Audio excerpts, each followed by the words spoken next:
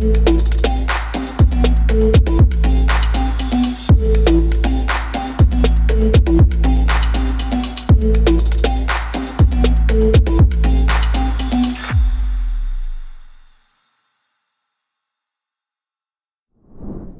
everyone, my name is Jake Sheldon. I am here with my friend Danny Leibrandt. He is the owner and founder of Pest Control SEO, a successful marketing agency for pest control companies.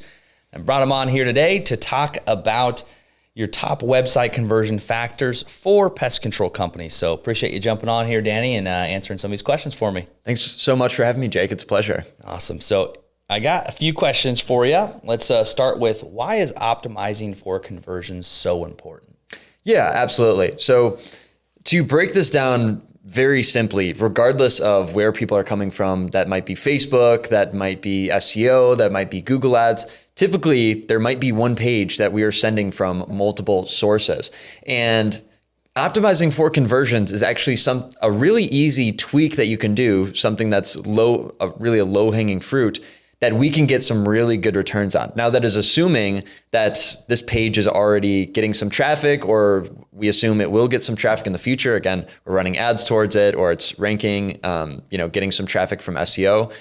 But when it is getting traffic, let's say you have a page on your site that's getting, 100 traffic every month. Let's say that's organic SEO, 100 traffic every month. But I'm sure there are plenty of companies that actually have this, but yet there is no customers coming from that page. Or maybe there's 1, 2, and let's say it's 2 and they have a 2% conversion rate. But if they just optimize for conversions, and let's say they just turn that 2 from a 2 into a 4, or even to a 6, or maybe even to a 10, just that jumping from a 2 to a 4, that is immediately a 2x on how many customers you're getting from that one page. Now, that's like a relatively small example, but you can see how that extrapolates into a bigger example of now you might be getting 10,000 traffic from all of your ads and, Facebook ads, Google ads, SEO, all these different things. And if you're already getting all this traffic, but you can optimize for conversions and immediately actually get 2 times as many customers, that is incredibly powerful. And again, it doesn't matter so much the platform, it applies to any single one, because really we're always optimizing some kind of landing page here, but it's incredibly important. Awesome. Next question is, which elements on the pest control website drive the most conversions? Okay, so there are 2 main ways that people will convert, and that will be contact forms and call buttons. So one thing we want to make sure that we have is a call button in the top right corner of our website. And that really should be sticky as well. And what that means is that, you have the header on your website.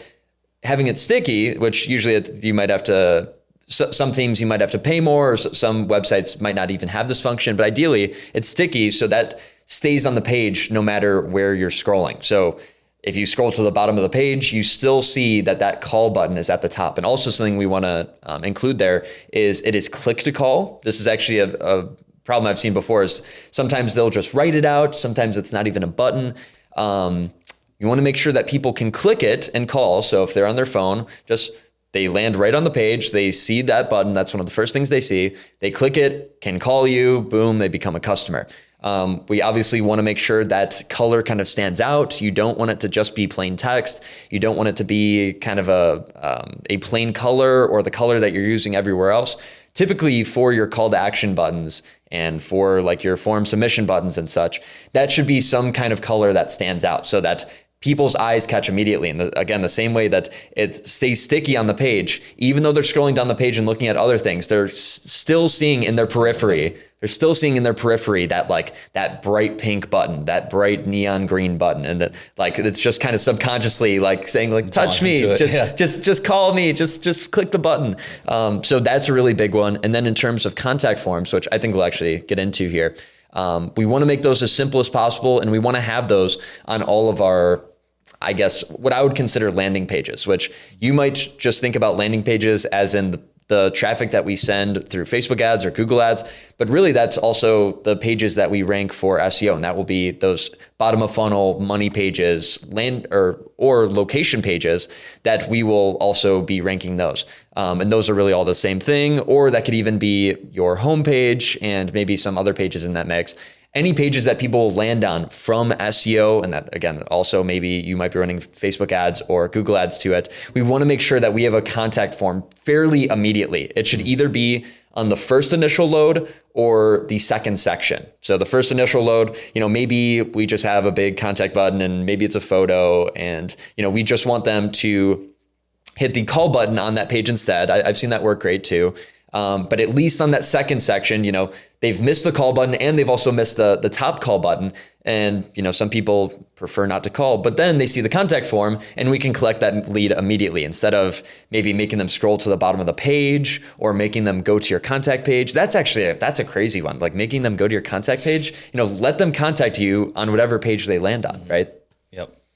Yeah, I see that actually a lot where they'll make you go to that actual specific page just to find a phone number or a button or something where people can contact. Hey guys, real quick, if you guys are really looking to grow your pest control company, check out what we do at pestcontrolmillionaires.com.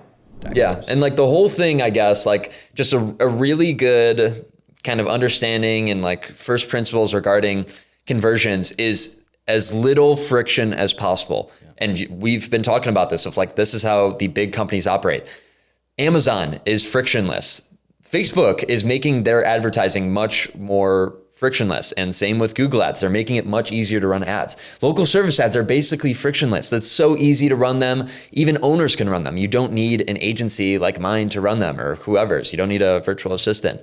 So we need to think about our website the same way. Most websites are not conversion optimized at all. They're super frictional. They're frictionful. It's all friction. It's like you land on the page. Frictionful. I like that word. You land on the page. You are, okay, now I have to search for the contact page. The contact page takes 10 seconds to load. Now the contact form is like 20 sections. It's like, geez, it's taking me like 30 minutes to contact this pest control company. Like, what am I doing here? It's likely they're probably not going to give up, but they're probably just going to give up with you and end up going with someone else. That's good. That's good. How can trust signals be effectively incorporated to increase those conversions? Yeah, so a huge trust signal is reviews. We love talking about reviews, so huge. And assuming you actually do build up great reviews and you are getting them, especially on Google, that's the most important, but maybe on Yelp, maybe on Facebook, maybe on these other platforms, why not plaster those everywhere? Like we also talk about this a lot of like content and overall even like SEO is about like number one, like doing good work, doing cool things, and then demonstrating that, talking about that, putting that out there in the open. So if you actually do have amazing reviews, why don't you plaster those everywhere? Like you should make social posts about that. You should put them all over your website. So what we do for our landing pages, like specifically those location pages that rank on SEO, but those we can also run Facebook ads and Google ads to them, is we will have a reviews widget that will show really at like the bottom of the first load. So we want people to convert right away, but then we have some supporting factors like a reviews widget showing, hey, we have 1,000 reviews on Google and like, we're so proud of this, and you can literally see it and it will scroll naturally and you can just watch it forever. You can scroll it yourself. And then there will be maybe a contact form below that. And it's like, okay, maybe they just needed a little something to get them over the edge there. So reviews are really big. We could go the customer testimonial route as well. I think most people do this wrong. A lot of people, they might just take the text from a review and then they'll use like a stock image as a person. I really don't recommend that. I think something that could work well there, if you want to do a photo, I'd recommend like something that'd be really cool, honestly, is if it's maybe like a technician taking a selfie with the customer and it's showing very clearly, and this is also like the co-created content thing of like, hey, look at like, this is me with Sally. And that's just a photo. I was kind of framing it like a video, but it could just be a selfie, but still showing like, hey, I'm clearly a technician at Green Day Pest Control, whatever. I'm wearing the outfit, I have the logo on, and this is me with an actual person in the community. It's not just like with one of my friends. It's not a stock image. It's not an AI image. Like, no, this is genuinely us. And, this is what they said. And maybe it was a screenshot of their Google review, but even more powerful, really the most powerful regarding testimonials is some kind of short form video of maybe they leave like a 30 to 60 second video. Maybe it's even, maybe it's a horizontal video and someone else records the two of you talking, as in a technician and a customer. which is the same thing, right? Again, this is like, goes back to the co-created content of just like, hey, Sally, so like, tell me about how the experience was today. And it makes it much less awkward and much more real when it's honestly a podcast style, an interview style like this, the way we're doing, instead of just like, hey, Green Day is the best. I love it so much. They did such a great job. But by the way, I'm getting a gift card for doing this video. Like, like that's horrible. Like, no, actually just like have a real conversation and connect with each other on video. And most people suck at going on video. So this really also kind of breaks that wall down as well of just like, no, hey, we're just having a conversation. Look at me. Don't even look at the camera. The camera doesn't even exist. That's good. Next one is how should your contact form be simple or should it be more detailed?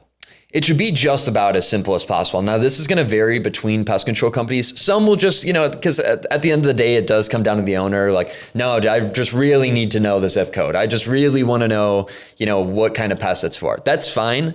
But just know, and actually, I talked to Aaron Weike about this. He's arguably the number one person regarding conversion rate optimization for local SEO, which obviously that's like super niche, but he runs Leibrandt, which is one of the top software companies for essentially like having a chatbot on your site and you can talk with people there. And he was originally a really big name in local SEO and now he's kind of pivoted to that, but he's still a really big name in local. And what he said, which I really liked, is that every single thing that you add, like every single section that you add to your contact form is another brick on the wall. Essentially, like, it's okay, you can keep asking for more information, but like know that there is more friction there. Like I was talking about the friction component. Like just be wary, just be careful. Like if you only want to take really high quality leads, okay, then you can have a long contact form. But if you're looking to get as many leads as possible, which really we should, and then we can sort through them from there, is we should have a very simple contact form. So really, we can just collect the email and the phone number and the name, obviously, and that could just be it. Like I'm totally cool with that, and then maybe the zip code as well, just to make sure they're actually in our service area. But the simpler, the better, generally. Now, how do you live chat or instant message with effective conversions? Yeah, definitely. So I was mentioning the top two components before, which was people will call or people will fill out a contact form. But another, and this is rapidly rising, is people will actually live chat on the site. So you guys have probably seen this at this point, maybe other pest control owners, maybe on your own site or people reaching out to you that will have a chat widget at the bottom of their site. And this might be through Podium. This might be through Leibrandt, which I just mentioned. There's plenty of widgets that do this. There are free ones, paid ones. And this is something that every pest control company should have on their site.